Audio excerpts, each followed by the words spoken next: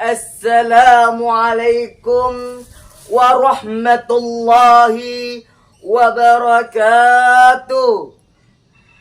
Bismillahirrahmanirrahim. Subhanallah walhamdulillah wa la ilaha illallah wallahu akbar. Wala haula wala quwwata illa billahil aliyil azim.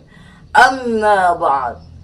Ma'asyiral muslimin rahimakumullah. Seorang orientalis barat yang bernama Michael Hart dalam sebuah bukunya yang berjudul The 100 Ranking of the Most Influential Person in History, 100 tokoh yang berpengaruh dalam sejarah, menempatkan Nabi Muhammad pada posisi teratas sebagai manusia pertama yang patut diteladani. Hadirin yang kami hormati, Allah Subhanahu wa taala berfirman dalam surah Al-Ahzab ayat 21 yang berbunyi, Bismillahirrahmanirrahim. Laqad kana lakum fi Rasulillahi uswatun hasanah. Sungguh telah ada pada diri Rasulullah suri teladan yang baik bagi. Hadirin yang kami hormati, Imam Ali As-Sabuni dalam kitabnya Sifatut Tafasir menjelaskan ayat ini bahwa Rasul merupakan contoh keteladanan yang paling luhur. Innama bu'ithu liutammima makarimal ahlak. Hadirin, lalu bagaimanakah akhlakul karimah Rasulullah dalam kepemimpinannya? Yang pertama, jujur dan transparan. Yang kedua, Rasulullah pemimpin yang amanah, yang mengedepankan nilai integritas. Itulah sebabnya Rasulullah tidak hanya diangkat menjadi pemimpin Mekah, presiden Mekah, tetapi beliau pun diangkat menjadi presiden negara tetangganya, Madinah. Yang ketiga, adil dan menghargai keberagaman. Rasulullah pernah bersabda, Sab'atun yuzilluhumullahu fi zilli yawma la zilla illa zillu.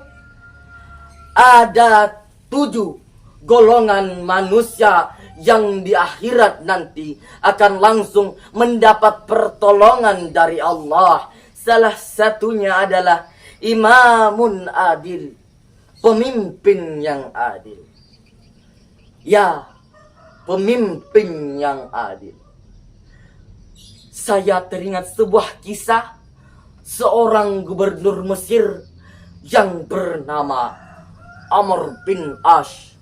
Istananya besar, pakaiannya bagus-bagus, tetapi yang paling mengganggu pikirannya adalah di sebelah istananya ini berdiri sebuah gubuk reot kepunyaan milik Yahudi lagi.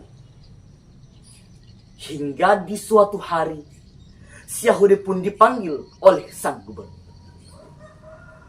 Yahudi, itu kamu punya gubuk kena proyek.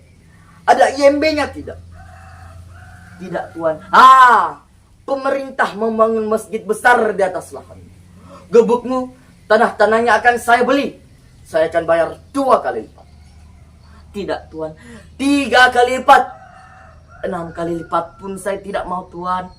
Saya dari muda banting keringat mencari nafkah hanya untuk mendapat sedikit tanah dan gubuk reot ini, Pak. Orang ini keras kepala juga.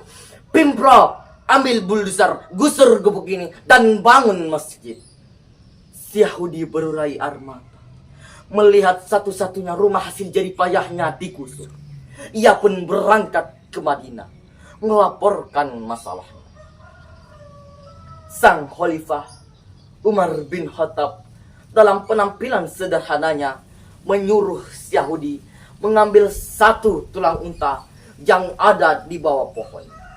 Ia garis lurus tulang itu menggunakan seujung pedangnya. Berikan kepada gubernurmu ini. Si Yahudi bingung. Ia pun pulang dan langsung menyerahkan tulang itu kepada sang gubernur. Saat melihat tulang itu, gemetaran tubuhnya, bercucuran keringat dinginnya. Dengan paniknya ia memanggil kepala proyek. Pimpro, masjid tidak jadi didirikan. Bangun kembali gubuk itu di atas tanahnya.